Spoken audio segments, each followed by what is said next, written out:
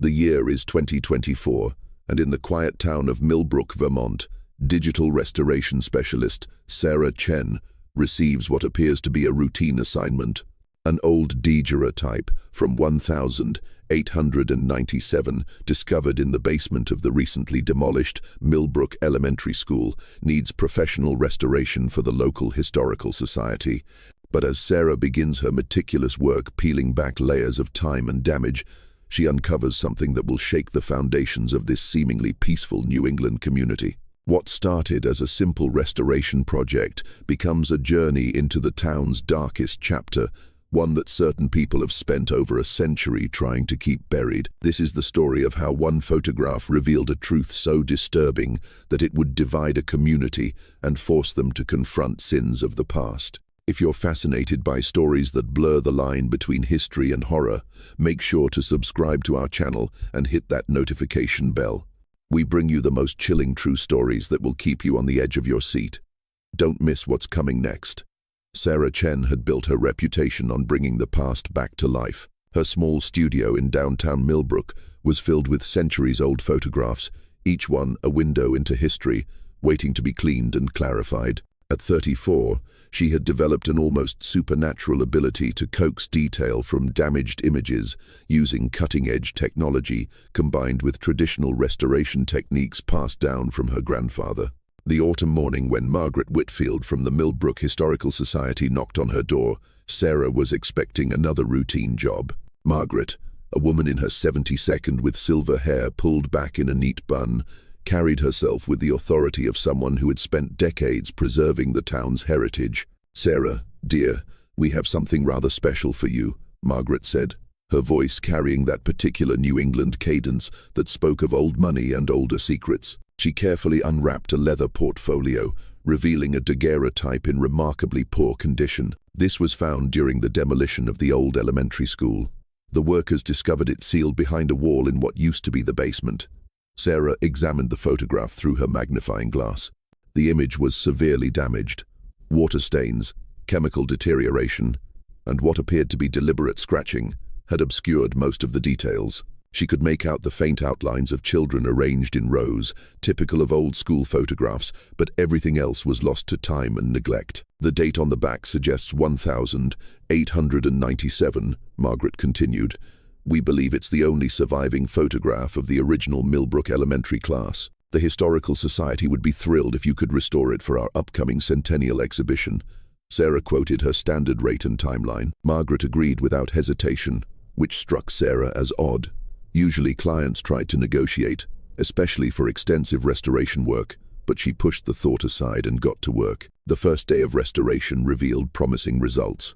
Using digital scanning and enhancement software, Sarah began to separate the various layers of damage. The children's faces started to emerge from the murk. Serious, unsmiling faces, typical of 19th century photography when subjects had to remain perfectly still for long exposures. She could count 23 children ranging in age from what appeared to be 6 to perhaps 14. They were arranged in 3 rows, the smallest children seated, cross-legged on the floor, middle-sized children in chairs, and the tallest standing in the back. Their clothing suggested modest means, simple dresses for the girls, knickers and suspenders for the boys, all in the dark, practical fabrics of the era. What struck Sarah most was their expressions. While Victorian-era subjects rarely smiled in photographs, these children seemed to carry something beyond the usual solemnity. There was a tension in their postures, a weariness in their barely visible eyes that suggested they had seen too much for their young ages. By the third day, Sarah had made significant progress on the foreground. The children's faces were becoming clearer, and she could even make out some details of the classroom behind them, a blackboard, some books on shelves, the typical fixtures of a one-room schoolhouse. But as she worked on enhancing the background, something began to trouble her. Behind the children, partially obscured by shadow and damage, there appeared to be additional figures. At first, Sarah assumed they were teachers or school administrators, but as she enhanced the contrast and adjusted the lighting, the shapes became more distinct and far more disturbing. The figures behind the children were adults, but they weren't standing in the casual authoritative poses one would expect from educators. They seemed to be positioned deliberately, almost ceremonially, around the perimeter of the room. Sarah could make out at least 6 adult figures, all wearing dark clothing that blended with the shadows. What made her stomach turn was their positioning relative to the children. Several adults appeared to have their hands placed on the shoulders or heads of specific children in a manner that seemed possessive rather than protective. The more Sarah enhanced the image, the more uncomfortable she became with what she was seeing. On the 4th day, Sarah made a discovery that changed everything. While working on the clarity of the leftmost adult figure, she noticed something that made her blood run cold. The man's face, now clearly visible thanks to her restoration work, was unmistakably familiar. She had seen those same sharp features, that same distinctive jawline, in dozens of other historical photographs around town. She pulled out her reference materials, a collection of local historical photographs that Margaret had provided for context. There he was, Ezekiel Whitfield, Margaret's great-great-grandfather and one of Millbrook's founding families. But according to the town records, Ezekiel Whitfield had died in 1895, 2 years before this photograph was supposedly taken. Sarah's hands trembled as she cross-referenced the other faces becoming visible in the photograph. One by one, she identified them from her historical references. Thomas Hartwell died 1894. Samuel Morrison died 1896. Jonathan Pike died 1895. All of them prominent men in Millbrook's early history, all of them supposedly dead before this photograph was taken. But that wasn't the most disturbing part. As Sarah continued her restoration, she realized that several of the children in the photograph bore strong resemblances to these men. The same facial structures, the same distinctive features, but the children appeared terrified, their small bodies rigid with fear. Sarah's mind raced with possible explanations. Could the dates be wrong? Could this be an earlier photograph mislabeled as 1897? But the children's clothing and the classroom fixtures were consistent with the later date. The photographic technique itself, while still daguerreotype, showed improvements that hadn't been available in the early 1892. That evening, Sarah found herself unable to sleep. She returned to her studio and continued working on the photograph, driven by a compulsion she couldn't explain. As she enhanced more details, the scene became increasingly disturbing. The adults' expressions, now clearly visible, showed a cold satisfaction that made Sarah's skin crawl. Their eyes seemed to hold secrets that had been buried for over a century. The children's terror was now unmistakable. Some had tears visible on their cheeks. Others showed signs of physical distress, torn clothing, bruises that the restoration process had made visible. One little girl in the front row had her mouth open as if caught mid-scream, though the long exposure time should have rendered any movement as blur. Sarah began to document everything meticulously. She printed high-resolution sections of the photograph and started a detailed analysis. The more she studied the image, the more convinced she became that she was looking at evidence of something terrible, something that the town's founding families had gone to great lengths to conceal. On the weekend, Sarah decided to do some research of her own. The Millbrook Public Library's local history section was more extensive than she had expected, with records dating back to the town's incorporation in 1873. What she found there made her restoration work take on a sinister new meaning. The original Millbrook Elementary School had been built in 1885, serving the growing community's educational needs, but according to newspaper archives from the late 1892, the school had been plagued by a series of tragedies. Children had gone missing. Others had been found dead under mysterious circumstances. The local doctor's records preserved in the historical archives showed an unusually high number of children treated for injuries consistent with abuse. But what made Sarah's blood run cold was a small notice buried in the 15th of October, 1897 edition of the Millbrook Gazette. The trustees of Millbrook Elementary School regret to announce the closure of the institution following a tragic incident involving multiple students. The building will be sealed pending investigation by state authorities. No further details were provided in subsequent issues. In fact, Sarah noticed coverage of the school seemed to disappear entirely from the local newspaper after that date. It was as if the entire incident had been deliberately erased from the historical record. Sarah spent the rest of the weekend piecing together fragments of information. Death certificates for several children dated to late 1897. Property records showing the school building being transferred to private ownership and then mysteriously reverting to the town decades later. Immigration records showing several prominent families leaving Millbrook suddenly in early 1898, only to return years later. But the most chilling discovery came from the state archives, which Sarah accessed through the library's database. There had indeed been an investigation into the Millbrook Elementary School in 1897. The investigating officer's preliminary report, filed just days before his own mysterious death, contained a single line that made Sarah's hands shake as she read it. Evidence suggests systematic abuse of students by prominent community members. Photographic evidence recovered from school basement. The report ended there. No follow-up investigation was ever conducted. The case was officially closed due to lack of evidence and death of primary investigator. Monday morning brought an unexpected visitor to Sarah's studio.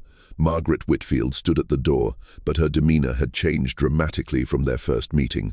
Gone was the pleasant grandmotherly warmth. In its place was a cold authority that seemed to age her face by decades. "Sarah, dear, I hope you don't mind me checking on your progress," Margaret said, though her tone suggested it wasn't really a request. "The Historical Society is quite eager to see the results of your work." Sarah showed Margaret the restored portions of the photograph, watching carefully for her reaction. Margaret's face remained impassive as she studied the image, but Sarah noticed her hands trembling slightly as she held the prints. "Remarkable work," Margaret said finally, "though I wonder if perhaps some details might be unclear. Old photographs can be deceiving. You know, sometimes what we think we see isn't really there at all." There was a warning in her words that Sarah couldn't ignore.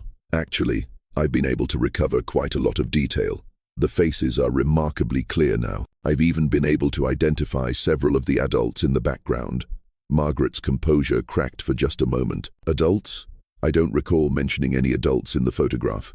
"They're there," Sarah said, pulling out the enhanced sections. "And they're quite distinctive. I believe one of them is your great-great-grandfather, Ezekiel Whitfield." The silence that followed was deafening.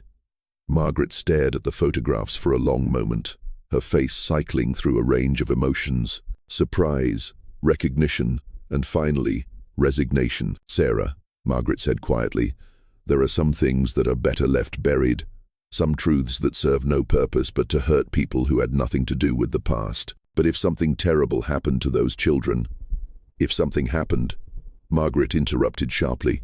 "It happened over a century ago. Everyone involved is long dead. What good would it do to destroy the reputations of families who have spent generations trying to make amends?" Sarah felt a chill run down her spine. "Make amends? For what?"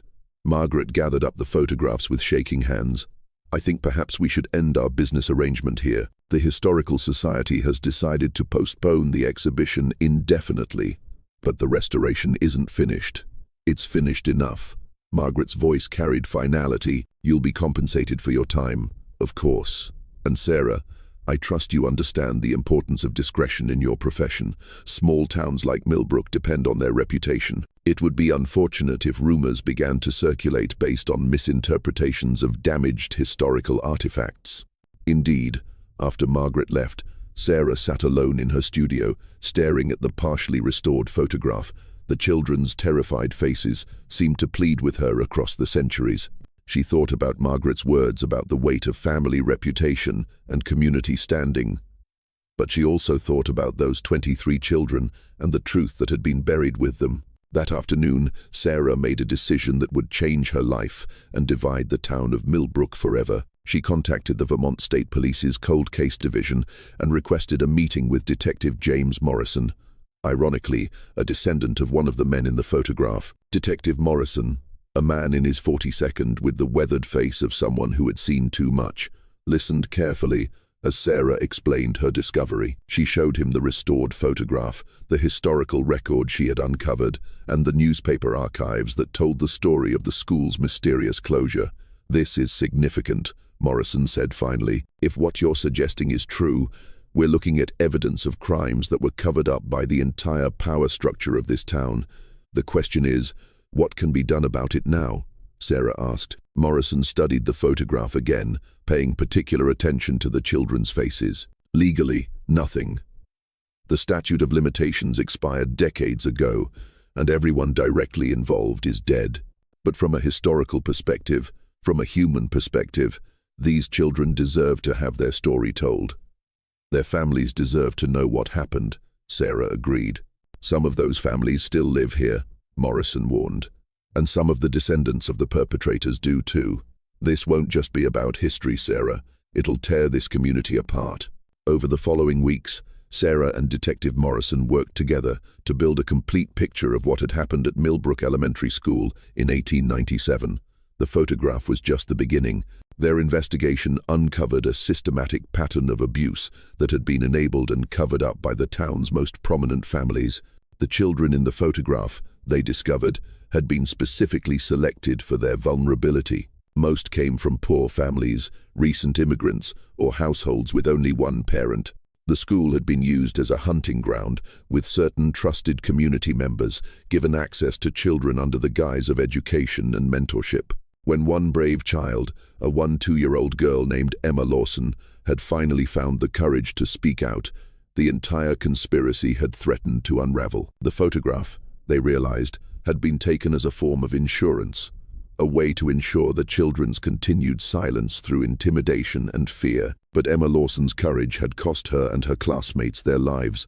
Rather than face exposure, the conspirators had chosen the unthinkable. The tragic incident that had closed the school forever had been mass murder, disguised as an accident and covered up by bribes, threats, and the systematic destruction of evidence. The photograph had survived only because it had been hidden by someone, possibly the school teacher, who had disappeared immediately after the incident and was never seen again. It had remained sealed behind that basement wall for over a century, waiting for someone like Sarah to bring the truth to light. As word of the discovery began to spread through Millbrook, the community reaction was swift and divisive. Some residents, particularly descendants of the victims, demanded full disclosure and official recognition of what had happened.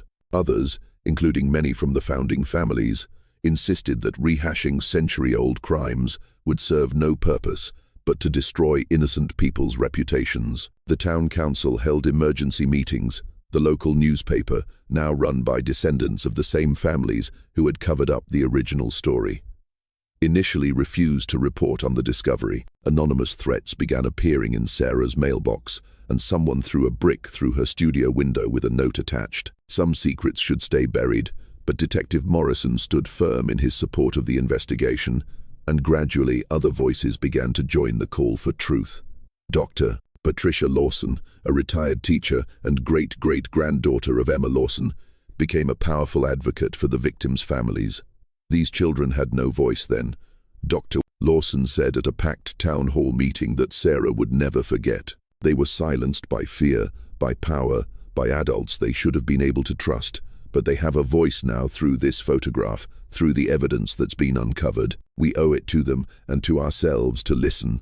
The meeting had been contentious, with heated arguments between those who wanted the truth revealed and those who preferred to let the past remain buried. Margaret Whitfield had stood up, her voice shaking with emotion, to defend her family's honor. "My great-great-grandfather was a pillar of this community," she had said. "The Whitfield family has contributed to Millbrook for generations. We've built businesses, donated to charities, supported schools and hospitals. Are we supposed to throw all of that away because of a damaged photograph and wild speculation about events that happened before any of us were born?" But Dr. Lawson had responded with quiet dignity. "Mrs. Whitfield, no one is asking you to answer for your ancestors' crimes, but we are asking you to acknowledge that they happened. These children died scared and alone, and their families never knew the truth.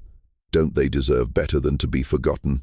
The debate had continued for months, dividing families and friendships. Some residents left town altogether, unable to cope with the revelation that their community's foundation was built on such horror. Others found strength in finally confronting the truth, working together to create a memorial for the victims and establish a foundation dedicated to protecting vulnerable children. Sarah's role in the discovery made her both a hero and a target.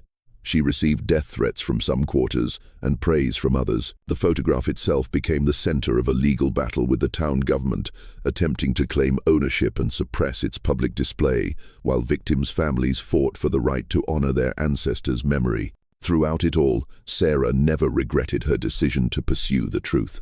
Standing in her studio, looking at the fully restored photograph, she felt the weight of responsibility that came with being the voice for those 23 children who had been silenced so long ago. The faces in the photograph no longer seemed frozen in terror to her. Through the restoration process, through the investigation, through the community's painful journey toward truth, they had found their voice again. Their story was being told, their suffering acknowledged, their memory honored. In the end, a compromise was reached. The photograph was placed in a special exhibition at the Vermont State Museum, accompanied by a detailed account of the investigation and its findings.